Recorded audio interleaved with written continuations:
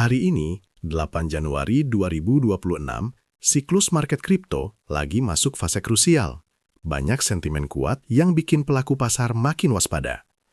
Setelah minggu-minggu penuh tekanan dan volatilitas, sekarang kita lihat market mulai tenang dengan indeks Fear and Greed bergeser dari zona takut ke netral. Kunci hari ini, kita akan bahas potensi pergerakan berikutnya, kondisi siklus, dan kenapa reaksi market kali ini beda dari beberapa bulan lalu. Seperti biasa, semua analisis di konten ini hanya buat tujuan edukasi dan bukan saran keuangan. Selalu gunakan pertimbangan dan manajemen risiko pribadi dalam mengambil keputusan di market. Hari ini kalender ekonomi global penuh data penting yang berpotensi ngaruh ke pergerakan kripto. Dari zona Eropa, data inflasi turun ke 2% dan masih sesuai ekspektasi. Amerika Serikat baru aja rilis data ISM Services PMI dan JOLTS Job Openings.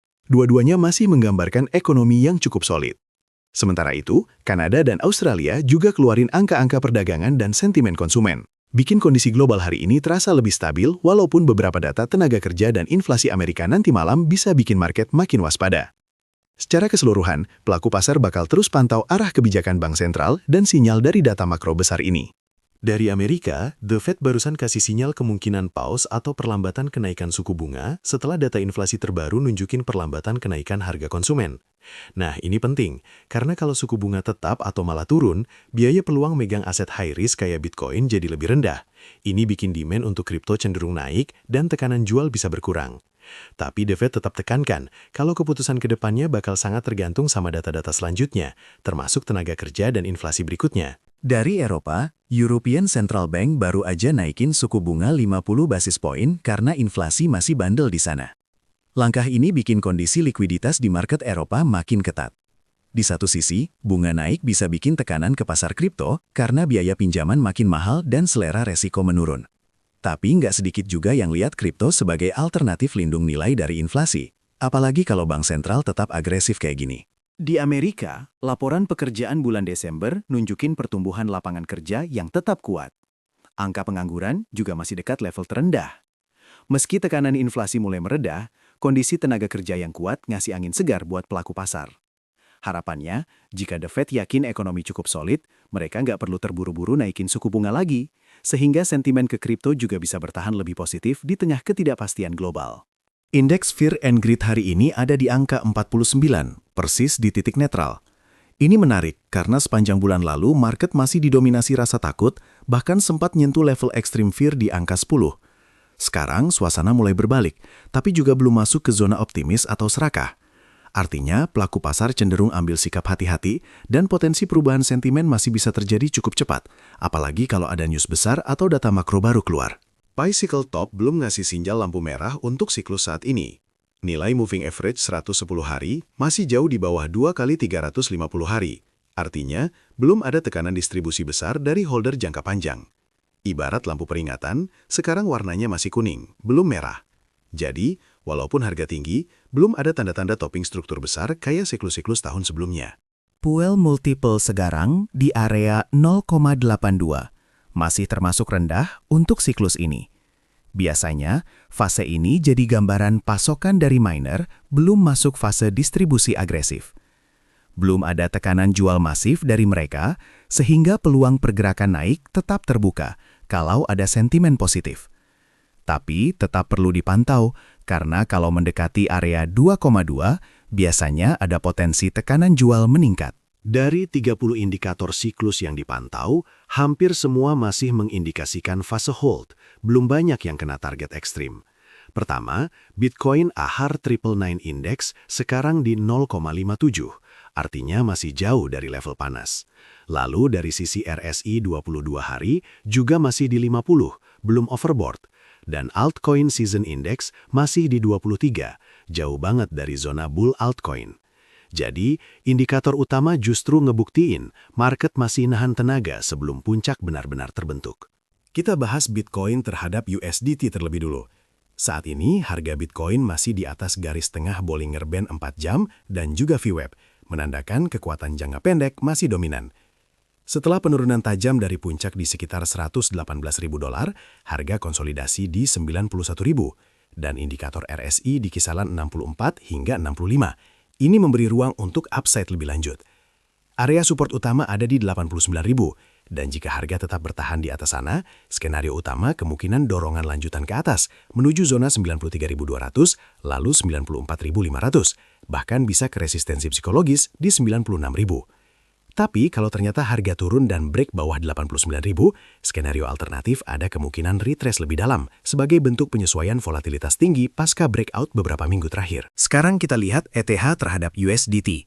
ETH lagi jalan di atas Bollinger Band tengah 4 jam, dan bolak-balik dekat upper band, nunjukin momentum bullish lumayan kuat.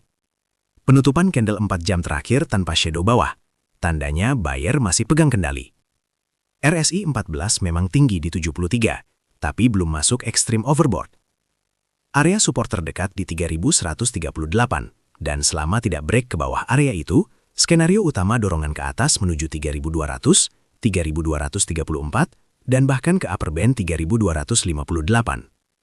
Tapi harus diwaspadai, kalau tiba-tiba kecolongan reject bawah low candle terakhir, bisa saja muncul reaksi profit taking dan konsolidasi lebih dalam ke bawah 3140.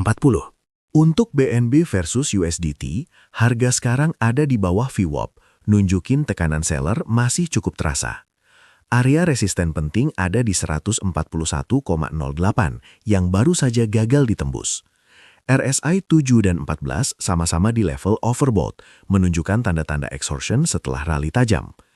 Kalau gagal breakout lagi, dengan area pendekatan sekarang, skenario utama adalah lanjut turun, menuju support di 125,02, lam ke 119,51, bahkan ke 112,77 jika tekanan jual konsisten. Tapi kalau tiba-tiba harga berhasil tembus 141, skenario alternatifnya bisa berubah jadi reaksi short covering jangka pendek. Pair SOL versus USDT untuk hari ini sedang menghadapi tekanan setelah beberapa hari rally tajam. Harga sekarang di bawah VWAP dan baru saja menolak area resisten 141, menandakan buyer mulai kehilangan tenaga. RSI 14 dan 7 di atas 70, jadi kondisi sangat rentan koreksi. Skenario utamanya cenderung penurunan lanjutan menuju support kunci di 125,02, lalu ke 119,51. Kalau tekanan terus berlanjut, bisa ke 112,77 sebagai support ekstrim. Skenario cadangan, kalau harga dapat injeksi demand dan sukses rebound dari bawah, potensi retrace ke atas ke kisaran VWAP bisa dipantau. Kita lanjut ke XRP terhadap USDT.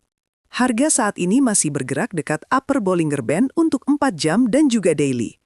RSI 7 sangat tinggi di 83 dan RSI 14 di 72,9. Dua-duanya sudah jelas masuk zona overbought ekstrim. Candle terakhir menunjukkan penolakan tegas dari level 0,1115 dan sekarang turun. Skenario utama, kemungkinan besar terjadi koreksi turun ke area support 0,1141 dengan target lanjutan ke 0,1135 dan potensi berlanjut ke 0,1128 sebagai reaksi mean reversion. Namun jika momentum baru masuk dan harga tembus atas swing high tadi, skenario alternatif bisa melihat squeeze jangka pendek, tapi resiko lonjakan volatilitas harus diwaspadai. Pair Doge versus USDT hari ini menunjukkan bias bullish cukup kuat. Saat ini Doge ada di atas VWAP dan dekat upper Bollinger Band, menandakan buyer masih pegang kendali, walaupun RSI 7 dan 14 sudah di sekitar 70-an, mendekati area jenuh beli. Harga berhasil bertahan di atas low 4 jam sebelumnya di 2,1002. Skenario utama adalah potensi kelanjutan rally menuju 2,2812 ke 2,4 sampai 2,4343 kalau demand terus meningkat. Tapi kalau support 2,1002 ditembus, skenario alternatif berupa reaksi profit taking cukup besar bisa muncul dan kembalikan harga ke bawah, minimal ke area VWAP sebelumnya. Semua analisis dan skenario di video ini murni untuk edukasi. Ingat, market kripto penuh resiko. Jadi, keputusan dan manajemen modal tetap di tangan masing-masing. Sampai jumpa di update berikutnya.